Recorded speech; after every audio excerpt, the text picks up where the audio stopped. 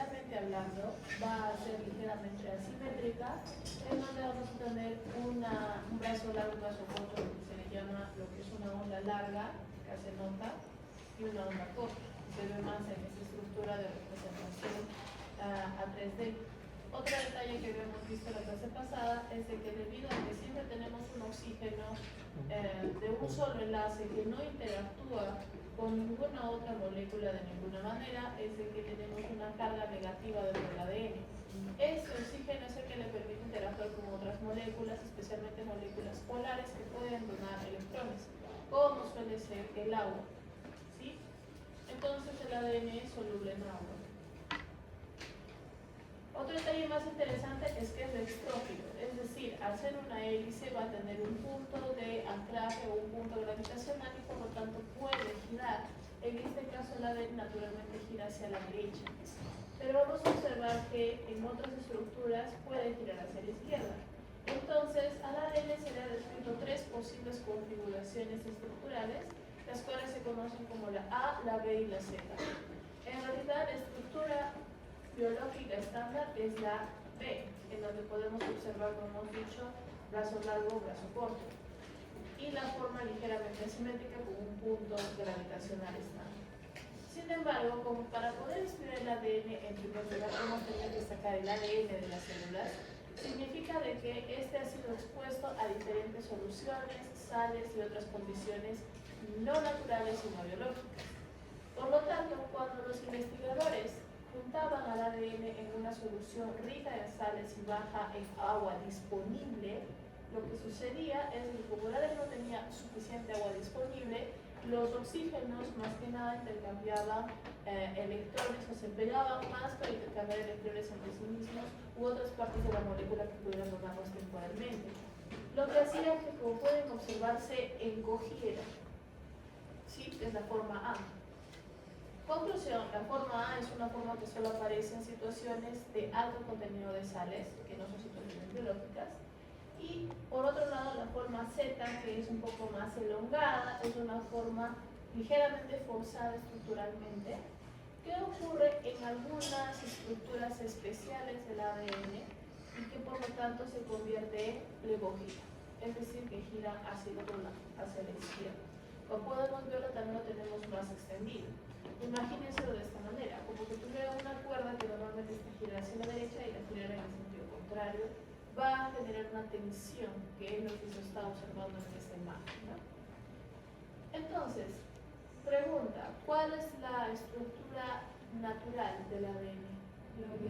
La B. Muy bien. Otro detalle importante a recordar es respecto al superempaquetamiento del ADN.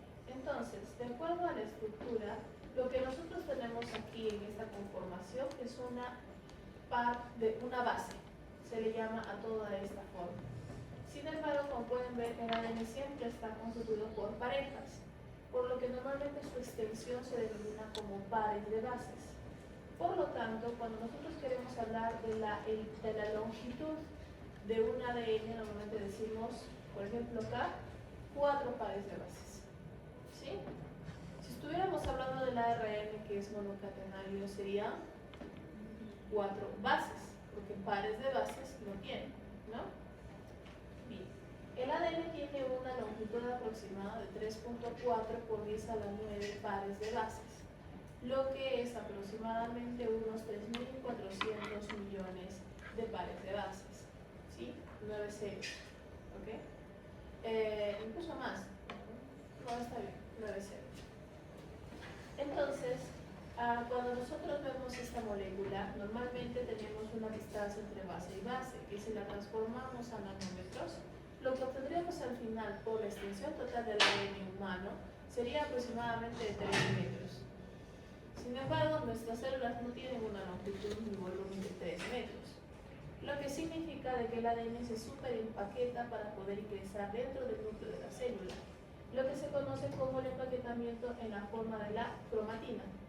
Entonces, como hemos dicho en la clase pasada, no solemos ver cromosomas a menos que la célula se esté dividiendo, que es la última etapa de intercompactación de la cromatina.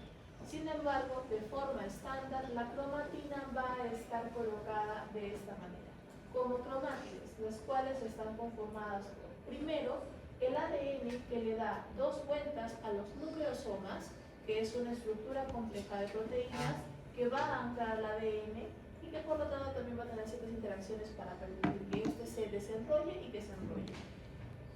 Y a medida de que tenemos el ADN que se enrolla 2 vueltas por cada histona, 2 vueltas por cada histona, 2 vueltas por cada histona, creando un collar de perlas. Luego de este collar, este se va a enrollar en sí mismo para generar una estructura ligeramente más grande que es la fibra cromatínica. Y así sucesivamente hasta que se forma, por lo tanto, la fibra cromátide o cromatina completa, que es lo que tenemos aquí. Piénsenlo de esta manera. Imagínense que tienen muchísimos archivos dentro de su computadora. Estamos hablando de más de 20.000 archivos. ¿Podrían trabajar con ellos si los tuvieran todos sueltos? Imposible, ¿no? Nos rematamos las notas y podemos hacernos carpetas. Carpeta de documentos, carpeta de música, carpeta de imágenes, carpeta de escritos. En realidad su celular ya hace eso por ustedes. ¿Y qué sucedería si aún así el tamaño es demasiado grande? ¿Qué nos queda por hacer en un celular? Eliminar. No pueden. ¿Qué hacemos? En el tema de mi generación, en una computadora, ¿qué hacemos para obtener más espacio pero la misma cantidad de archivos? Los comprimimos, ¿no? ¿Qué tipos de archivos de compresión tenemos?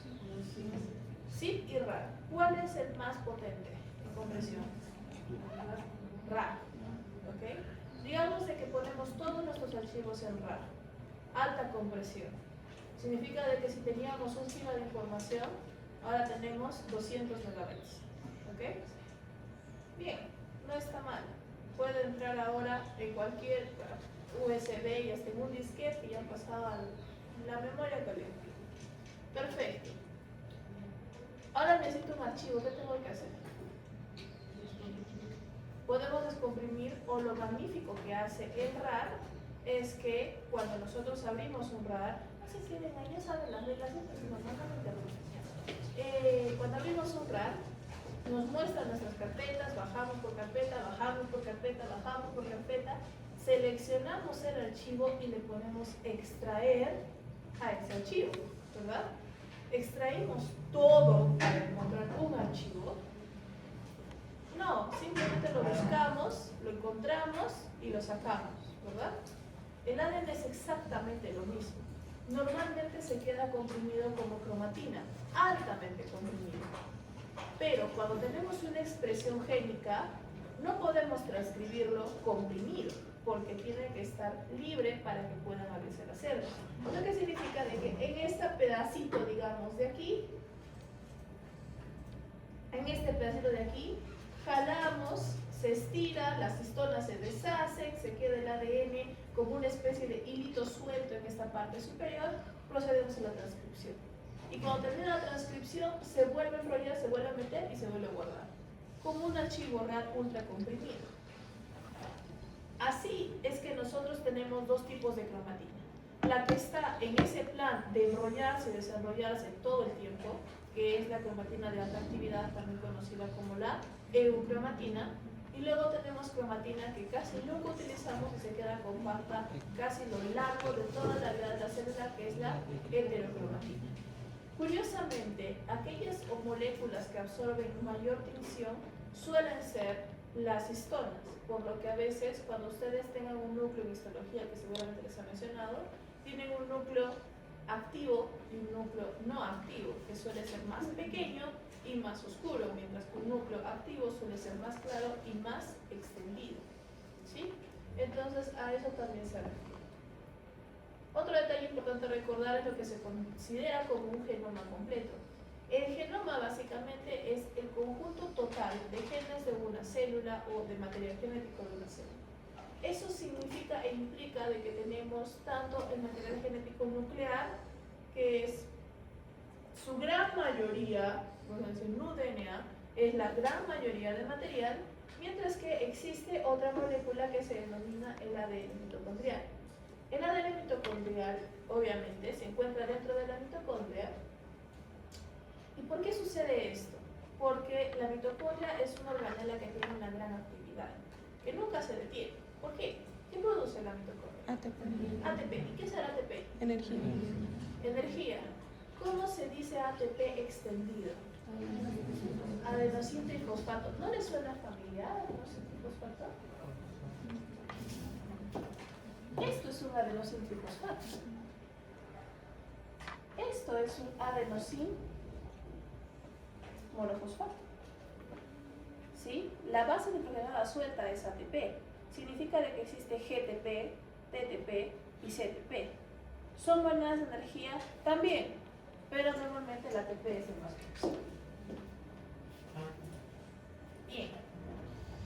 Entonces la mitocondria tiene mucho trabajo por delante, lo que significa de que normalmente va a tener un ADN de forma circular como este, el cual básicamente los genes que tiene incluidos dentro de él, que son numerosos, no tienen mucho espacio muerto, van a estar asociados por lo tanto al ciclo de Krebs, ¿no? Al complejo y el ATP sintetasa, que están todos relacionados a la respiración celular. Por otro lado está el ADN nuclear conformado por la cromatina, que cuando lo vemos en una división celular se conforman los cromosomas, y los cromosomas a su vez están conformados por cromátides. ¿Cuántos cromosomas tenemos? 23. ¿Cuántas cromátides tenemos? 46. Nosotros somos organismos diploides porque recibimos la mitad de nuestras cromátides del progenitor femenino y la mitad de las cromátides del progenitor masculino. ¿Sí?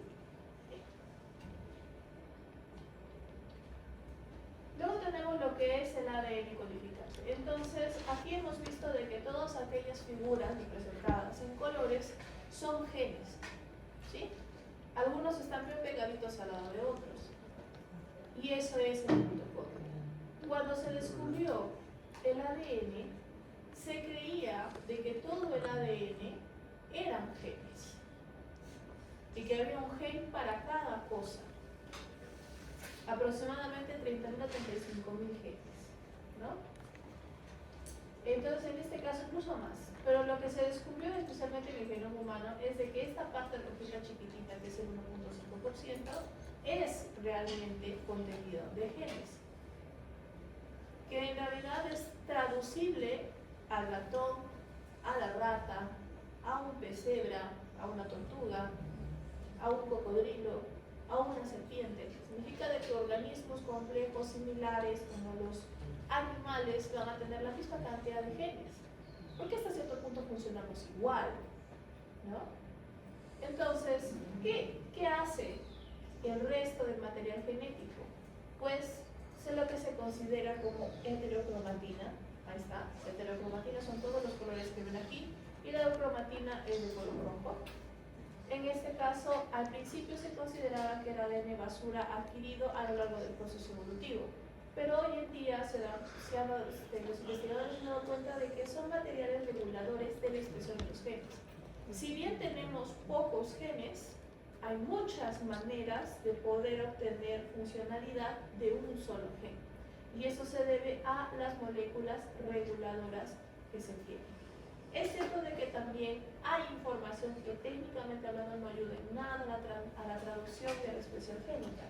Y sí son moléculas que se acumulan a lo largo de la evolución. Se ha visto que puede ser material, que se le llama material satélite, que puede ser repeticiones cortas o largas de satélite.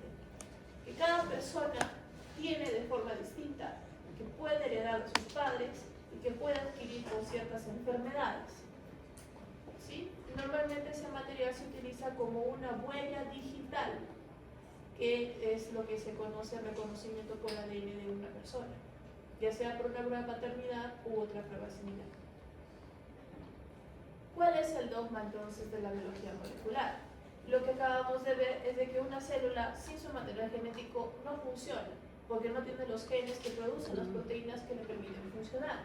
Lo que lleva a que una proteína está creada, en este caso, por la traducción de un material genético que es el RNA, que es una transcripción del material genético universal que es el DNA. A su vez, para asegurar descendencia, el DNA puede copiarse a sí mismo durante el proceso de la replicación. Entonces, ¿qué procesos son importantes aquí?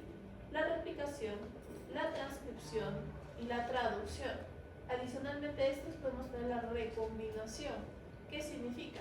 Por ejemplo, algunas de nuestras células, como son los gametos sexuales, tanto femeninos como masculinos, al momento de generarse, no toman el material genético exactamente como lo tiene el progenitor, sino que va a recombinar o barajar ciertos caracteres para que cada gameto tenga, sí, un conjunto de caracteres de un progenitor, pero de manera diferente. Eso hace que ustedes no sean copias exactas de sus hermanos, ni copias exactas de sus padres, ¿sí? Entonces es un proceso también de recombinación. Y más adelante, cuando veamos lo que son mutaciones, vamos a ver la importancia de este proceso de recombinación. Muy bien. Entonces, ahorita lo que estamos haciendo es todo un overview del curso, que es la parte introductoria, pues desde que estoy pasando ideas sencillas, pero que se queden con ustedes. Entonces, ¿qué sintetiza la ley?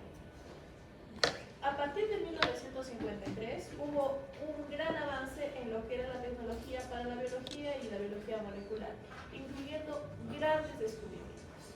Aquí voy a utilizar una anécdota un poco más personal. Hablemos de mi abuelita.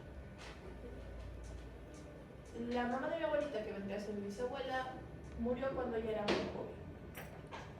En su tiempo encontraron una enfermedad que se llamaba una malignidad desconocida, que le generaba ciertos bultos en el cuerpo, especialmente en el cuello, en la cabeza y en algunos ganglios, que eventualmente no se pudieron tratar porque aquí en Arequipa ni en Perú, a duras penas en Lima, existía la tecnología para tratar. ¿De qué enfermedad estoy hablando? Cáncer. Significa, porque ella nació en el 53, ella nació en el 42, a los 11 años, eso significaría que en 1953 no se entendía qué era el cáncer. Aquí, en Latinoamérica, se desconocía la enfermedad. O sea, cuando ella iba a los doctores, los doctores decían, no sabemos qué es lo que tiene.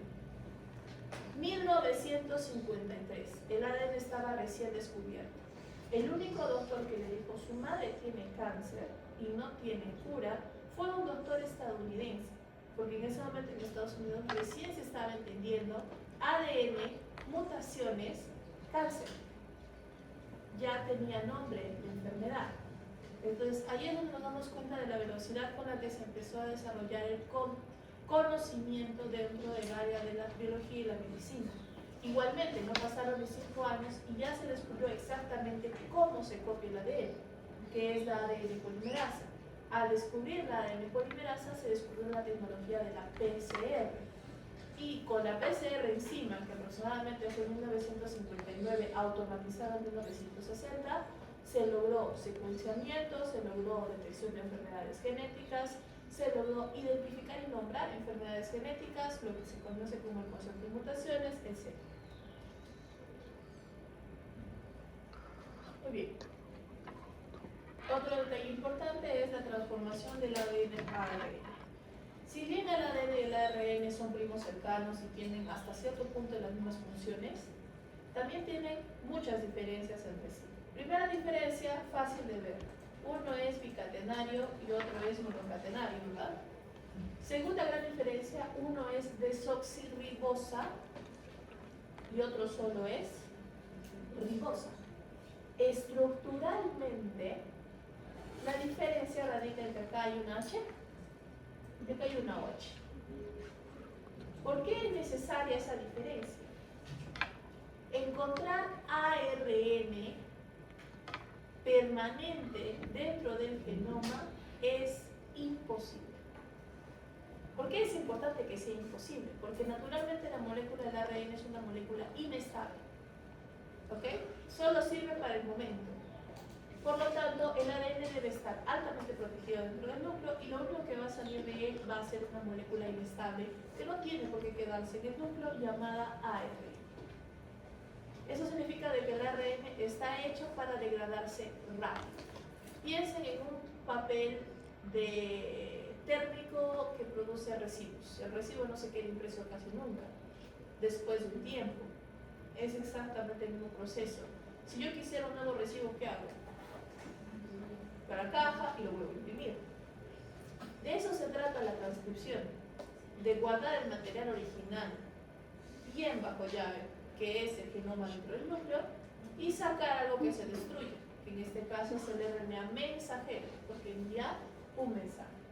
Otro detalle importante para que las proteínas asociadas al mantenimiento del ADN no permitan que el RNA se quede unido al genoma es transformar una de las pirimidines, que es timina, quitándole un radical metil, que en este caso se convertiría en un uracilo.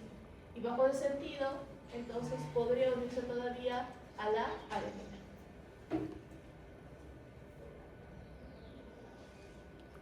Hace un rato les había hablado acerca de lo que es, en este caso, es el ADN eucariota. Entonces, nuestro material genético codificante es muy pequeño y normalmente un gen va a tener esta formación. Una zona reguladora que permite la expresión del gen conocida como la región promotora. Si esta no existe, el gen no se expresa. Y la región que se va a transcribir, que normalmente está conformada de regiones codificantes y de regiones no codificantes, también conocidas como exones e intrones. Los intrones se encuentran por dentro de los exones, son regiones no codificantes, y a pesar de que en esta imagen se ven más pequeños que los exones, en realidad son miles de veces más grandes que los exones. Su objetivo es proteger a los exones, porque habíamos dicho de que el ADN es fuerte, pero también es susceptible a mutaciones. ¿Qué nos conviene? Porque el ADN no va a poder evitar las mutaciones. ¿Qué nos conviene? Que una mutación caiga en una región no codificante o que caiga en una región codificante. No codificante, porque tenemos que conservar las funciones de las proteínas para poder sobrevivir. Lo que significa de que la mayoría de las mutaciones van a caer dentro de los intrones y solo algunas van a caer en los exones. Eso también significa que para poder constituir una proteína, que es la que tenemos aquí abajo, el RNA mensajero tiene que deshacerse de sus intrones antes de poder traducirse. Lo que se llama el proceso de corte, ajuste o splicing. Una vez cortado, mi RNA mensajero es leído a través de bueno, técnicamente es el mundo organela, no lo es, pero ¿cómo se le llama a esta cosita en forma de un sándwich? Empieza con R. Muy bien, el ribosoma. ¿Dónde podemos encontrar ribosomas? En el retículo endoplasmático. En el retículo endoplasmático rugoso y también libres en el citoplasma.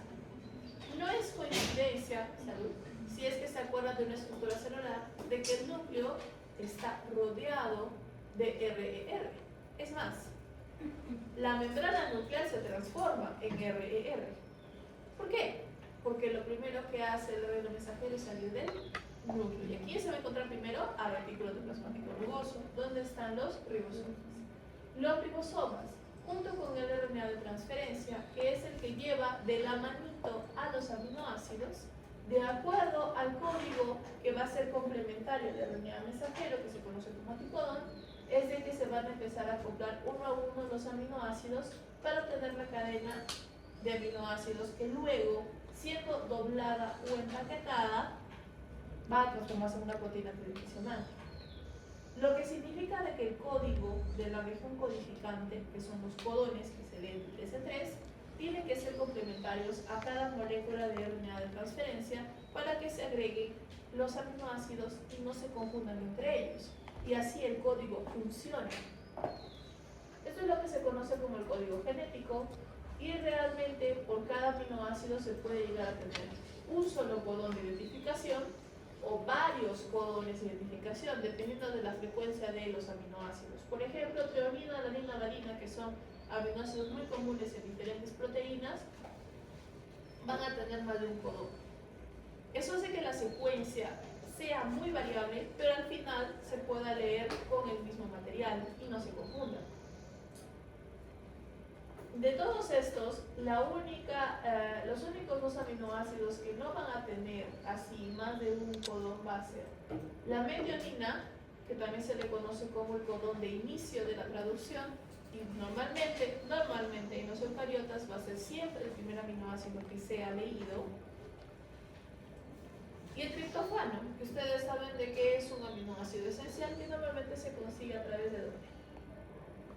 De la dieta. Finalmente tenemos tres aminoácidos posibles tres codones posibles llamados codones stop, que son codones que permiten el desacoplamiento de los ribosomas y detener, por lo tanto, la traducción del material genético del virus. Sin ellos sigue leyendo del lado, aunque no sea codificante, lo sigue leyendo. ¿Sí? Y eso es lo que nos permite identificar regiones codificantes de no codificantes. Este tema lo vamos a ver con más detalle más adelante. Muy bien, al fin se acabaron las diapositivas del libro. Y son las 8:15. Break de 5 minutos. Cafecito, respiración, comida.